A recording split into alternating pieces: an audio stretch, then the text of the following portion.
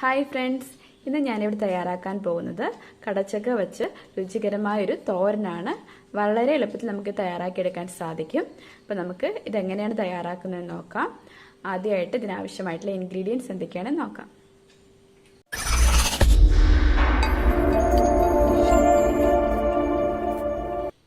നമുക്കിതിനാവശ്യമായിട്ടുള്ള ingredients എന്തൊക്കെയാണെന്ന് നോക്കാം. ഞാനിവിടെ ഒരു കടച്ചക്കയുടെ പകുതി തൊലിയെല്ലാം കളഞ്ഞ് ചെറുതായിട്ട് കൊത്തി അരിഞ്ഞെടുത്തിട്ടുണ്ട്. അതുപോലെ കറിവേപ്പിലയുണ്ട്, പിന്നെ ഒരു സവോള ചെറുതായിട്ട് അരിഞ്ഞത്, 4 വെള്ളക്കാന്താരി എടുത്തിട്ടുണ്ട്, പിന്നെ 1 കപ്പ് തേങ്ങ ചിരണ്ടിയത് എടുത്തിട്ടുണ്ട്.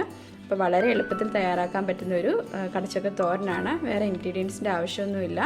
പിന്നെ കടുക് പൊട്ടിക്കാനായിട്ട് എണ്ണയും വേണം, കടുകും വേണം. അപ്പോൾ നമുക്കിതെങ്ങനെയാണ് വളരെ പെട്ടെന്ന് തയ്യാറാക്കുന്നതെന്ന് നോക്കാം.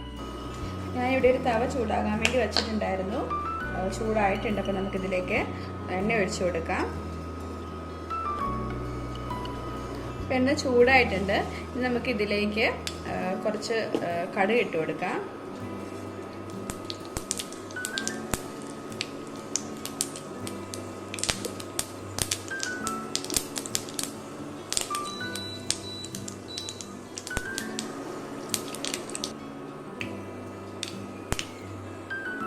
കടുക് പൊട്ടി കഴിയുമ്പോഴേക്കും നമുക്കിതിലേക്ക് അരിഞ്ഞു വെച്ചിരിക്കുന്ന കടച്ചക്ക ചേർത്ത് കൊടുക്കാം.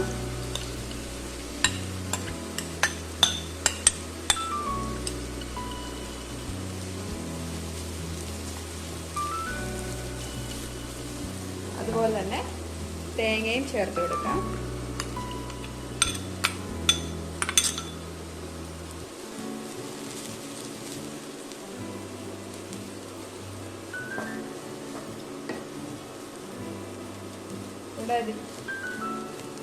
കൂടാതെ ഇതിലേക്ക് നമ്മുടെ സവോളയും മുളകും കൂടെ ചേർത്ത് കൊടുത്തിട്ടുണ്ട്. അതുപോലെ തന്നെ കറിവേപ്പിലയും കൂടെ ചേർത്ത് കൊടുക്കും.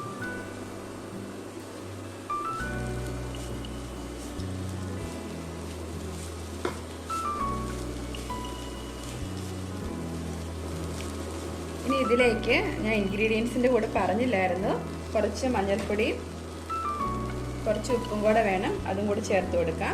എന്നിട്ടിത് മൂടി വെച്ച് വേവിക്കും. നമുക്കിത് വെന്തോ എന്ന് നോക്കാം.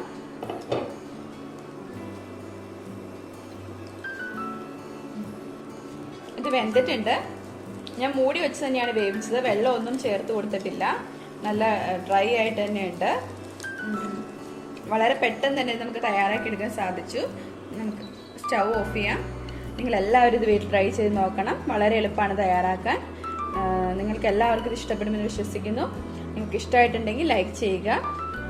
അതോടൊപ്പം ചാനൽ ആദ്യമായിട്ട് കാണുന്നവർ സബ്സ്ക്രൈബ് ചെയ്യാനും തൊട്ടടുത്തുള്ള ബെൽ ഐക്കൺ കൂടി പ്രസ് ചെയ്യാനും മറക്കരുത്.